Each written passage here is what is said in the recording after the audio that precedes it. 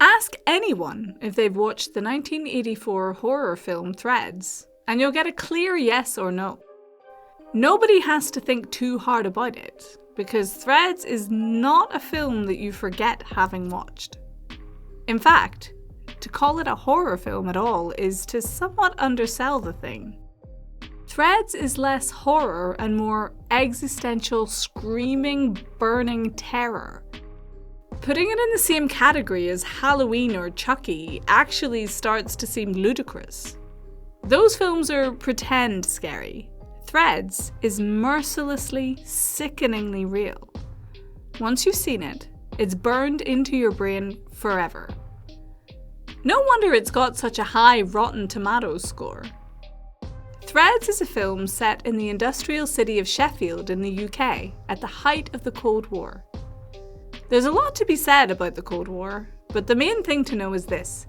It's a time when a lot of people were really worried that someone might go on an absolute mad one and actually use a nuclear weapon. One country using a nuclear weapon would more than likely mean that other countries would use theirs. It would, in short, be the end of the world as we knew it. For several decades, people grew up and went about their business and lived their lives knowing and fearing that at pretty much any moment, with pretty much no warning, absolutely everything they had ever known or cared about could be consumed by a nuclear apocalypse.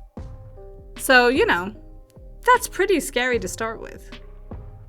The British government did what they do best and added to the mounting sense of foreboding by releasing Protect and Survive, a film and pamphlet series that advised ordinary people how best to survive a nuclear attack. Protect and Survive was terrifying for a few reasons.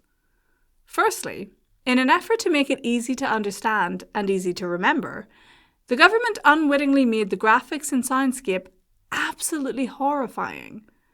And secondly, the advice it offered was absolutely useless. People were told to paint their windows white, build a lean-to in their living rooms, and stockpile tinned food and board games. All things that would be basically as useful as a chocolate fire extinguisher in the event of a nuclear war. This and other actions by the UK government led to a general sense that they just weren't taking nuclear war seriously, that it was something that the people in charge genuinely thought would be survivable. In light of this, director Mick Jackson wanted to make a film that could serve as an antidote to this ludicrous optimism, a film that realistically showed how universally devastating nuclear war would be. He teamed up with the author and playwright Barry Hines, and with a tiny budget of 250 grand allotted to them by the BBC, Threads was born. It came at a time when protests against nuclear armament were increasing. And that was, to some extent, what Threads would be, a protest film. A documentary-style drama that told the story of a nuclear attack on Britain in as brutally realistic a manner as possible. For the first part of the film, we follow the lives of two families in the industrial city of Sheffield. There's some escalating nuclear tension, but it's just one part of the drama. In the foreground are a young couple, Ruth and Jimmy. Ruth is pregnant with their first child, and their two families are awkwardly getting to know one another. The characters take on DIY, go to the pub, discuss the possibility of war, and do their best to live their lives even as the tension over the possibility of war slowly and chokingly escalates. And then, about 40 minutes in, it happens. The bombs fall. We, like the characters in Threads, never find out exactly why. Who shot first or what they hoped to achieve. Instead, all we see is the gut-wrenching, sudden terror of a nuclear attack. People we have spent the first half of the film getting to know die in an instant. Crushed by rubble, burned to death, sickened by a blast of radiation. Nobody is spared. Even those who survive lose any semblance of their old lives forever, and a new existence takes over. One where they attempt, as best they can, to scratch a pitiful existence in a world devastated by thermonuclear war. Threads didn't have a huge budget, but that's part of what makes its depiction of the horrors of nuclear war so effective. The effects are distinctly lo-fi. Burns were made by mixing beef gelatin and cornflakes and pasting it to the faces of the actors. Extras were ordinary people. When it was time to feast on the carcass of a dead sheep, the actors actually ate raw liver. Everything is gritty and dirty and real in a way that big-budget Hollywood films basically just miss. Plus, the writer has an unerring eye for the haunting detail. There are images and threads that mix the ordinary with the apocalyptic so effectively that they are unforgettable. Milk bottles set on a step melt and collapse in the heat of a blast.